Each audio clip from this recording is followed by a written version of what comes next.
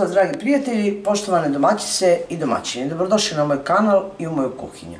Ja sam Valentina i danas ću vas pripremiti jednu zaista lepu i ukusnu baklavu, malo neobičnu, sa makom, sa orasima i sa višnjama. Ja se nadam da će vam se dopasti, pa hajdemo da krenemo sa radom, da vidite kako se ona lako i jednostavno priprema. Nema merenja, potrebno vam je samo jedna čaša i sa tom čašom ćete sve meriti. Pa hajdemo da vidimo šta prvo trebamo uraditi. Uzet ćemo jednu posudu i u tu posudu sipat ću 600 ml vodu i stavit ću ovako u to dve čaše. Čaša je od 2 deci.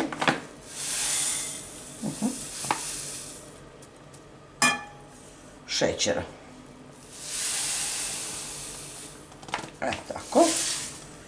Tu ću još dodati 2 kesice vanilinog šećera.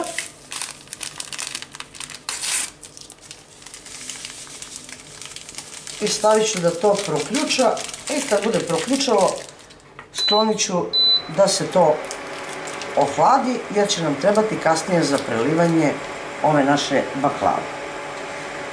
Možemo onda krenuti dalje sa radom. Treba nam jedna žica, jedna posuda i ništa više. Prvo što ću raditi je da 5 jaja polomim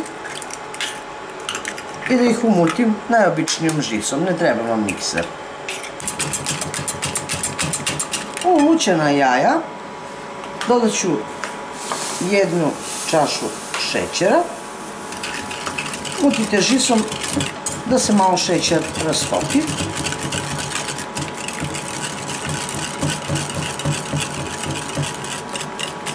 Onda ću tu dodati 2 čaše jogurta,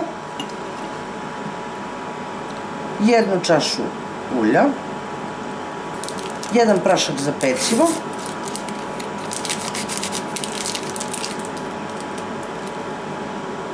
jednu čašu ovako ne skroz sitno samlevenih oraha, ali da budu samleveni, 2 čaše maka, da ja to ne merem, pošto sam već izmerila. Sve to sjedinite i ostavite jedno 10-ak minuta da mak malo nabubri.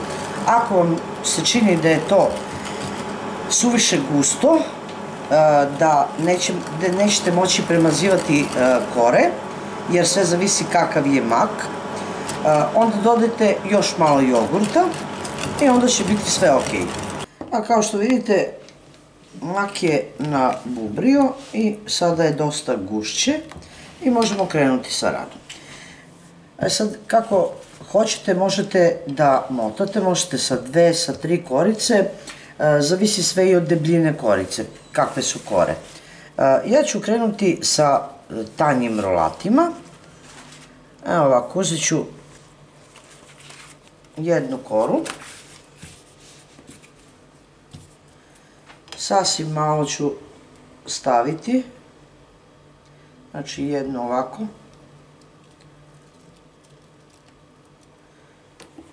Onda premažite. Preko premazane prve korice stavit ću još jednu koru odozgo. I ovako neki, dobro, ovo je već celo. Tanka je, možete i ovako stvari. Evo. I ponovo premažite makom, odnosno filom za premazivanje. Nakon toga treba će vam 400 do 500 grama višnje. Možete pobacati po celoj kori, ali ja mislim da je dekorativnije i lepše da na samom početku poređete višnje. Tako u jednom redu.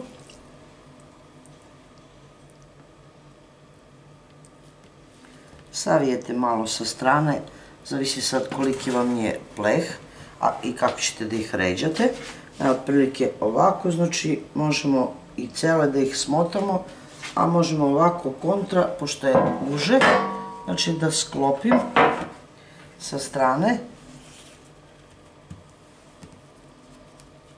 i da zavijem u rolat. Stežite lepo da vam višnjice budu ovako s kraja i da ostanu u samoj sredini. Evo vidite ovako rolatić. I onda ću da pouljam pleh i da ređem jedan rolat do drugog. Evo ako stigla sam do zadnjeg rolata, možda ovdje malo više ima fila u ovoj zadnjoj kori i malo više višenja, ali nije strašno. Znači zavit ću i to i preostaje nam samo da, evo malo je deblji, ali nije strašno. Tako, to sam ubacila. Preostaje nam samo, kao što vidite, ja ovdje imam 50 grama samo maslaca, možete koristiti i ulje, nije nikakav problem, da istopim i da premažem preko ovog. Možete, kao što rekoh, i uljem da premažete i onda uzmite neki oštar nož ili skalpel i izrežite lepo njime ove rolate. Rernu već možete uključiti na 200 stepeni, pa kasnije ako vam je jača temperatura, jaka, onako baš da vidite da se odozgo crveni jako, spustite malo na 180 stepeni i pečite otprilike od 25 do 30 minuta, sve zavisi od vaše rerne, ali ja mislim da će biti pečeno za to vreme. Agda ili ovaj preliv koji sam spremila, šerbet, je već gotov.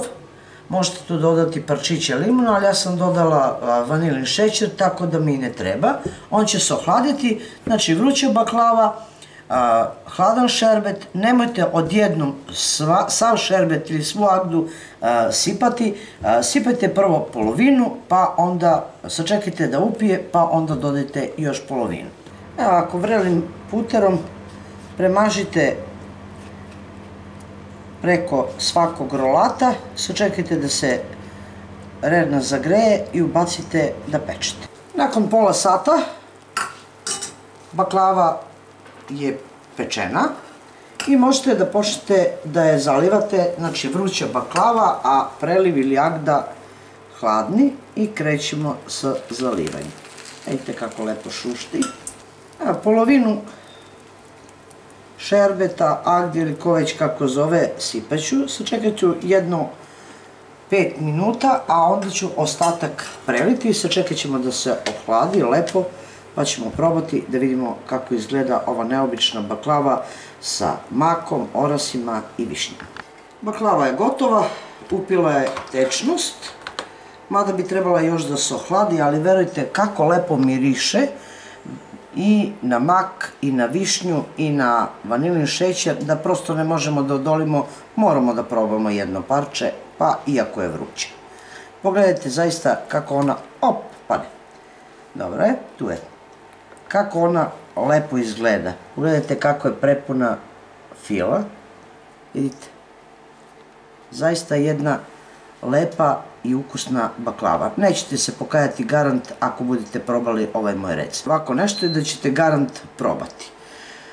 To je bilo za danas, dragi moji prijatelji sa mog kanala. Vidimo se u narednom videu sa nekim drugim receptom, a do tada pozdrav iz moje kuhinje svima koji prate moj kanal i jedno veliko ćao prijatelji!